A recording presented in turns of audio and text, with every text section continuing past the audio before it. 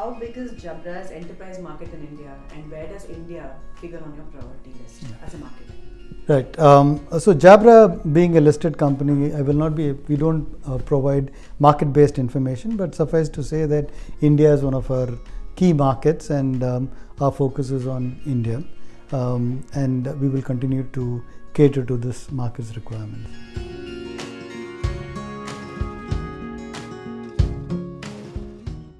So Peter, there is an increase. I mean, you have released these products for hybrid working, Right. but what we have been witnessing, what we have been hearing is there is an increased emphasis on bringing people back to office.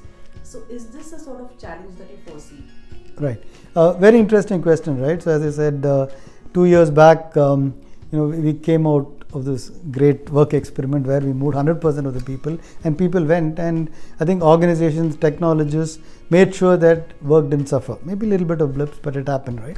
And now is a situation where COVID is possibly waning away, and people are expecting people to come back. The knowledge workers are expected to come back, and there is a resistance. Some are happy to come. So we've done this hybrid ways of working study where people say that over 63% of people want hybrid as an option. It's almost now that it's no more 100% back to office.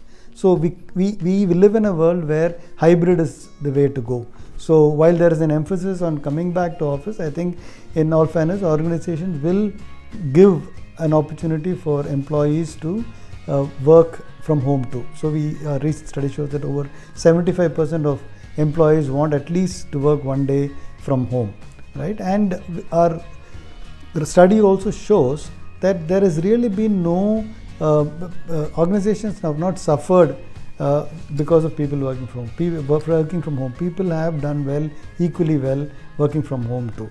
So yes, it is a challenge, but as I said, we are living in a world where it is a virtual first world. So when we talk about a virtual first world, it is not necessarily 100% remote or working from home or 100% office. So working in office and working from home, or this is work, right, is all built into that. So when you build your organization's processes to cater to a virtual first and build your technology to take care of virtual first, we won't have an issue. So we feel that there will be continued and increased demand for professional grade audio and video devices.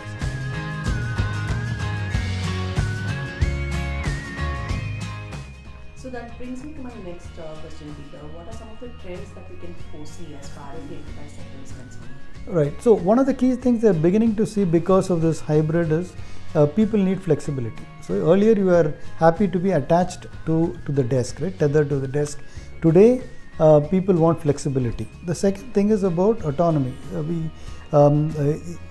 It is not about the organization telling you when to come to office or how long you have to be in the office.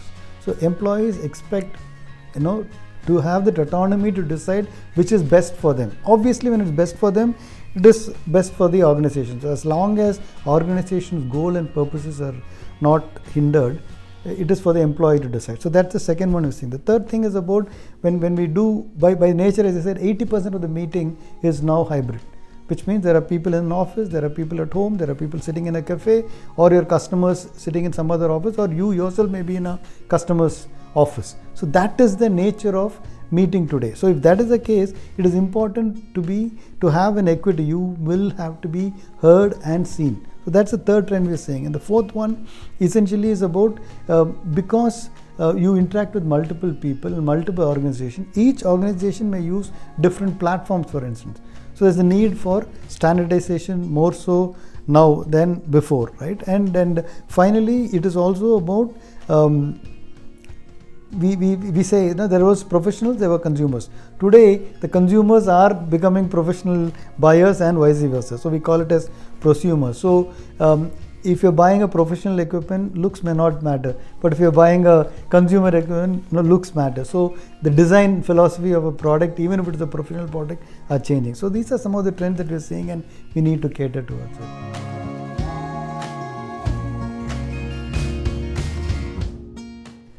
You mentioned people wanting flexibility. You mentioned people wanting different things for consumer needs and professional needs. So consumer demand is like ever evolving. Today Right. They might want something, tomorrow they might not need it. They want something else. So how are you keeping up to these consumer demands?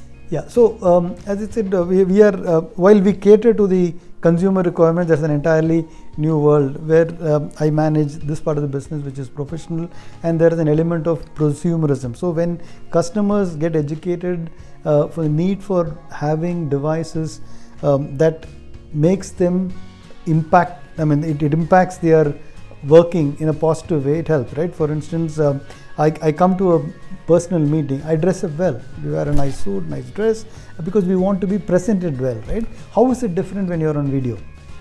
So once they understand the chasm, they will make sure that they invest there, and it's about educating them. Similarly, working from home has its own noise, so you need to cater to it. So there is a challenge, yes. Consumer requirements are evolving, but professional requirements are also evolving, and as long as people know that it impacts the way they work and it impacts their productivity, then we will be able to guide them, and they themselves know what is right for them. Absolutely.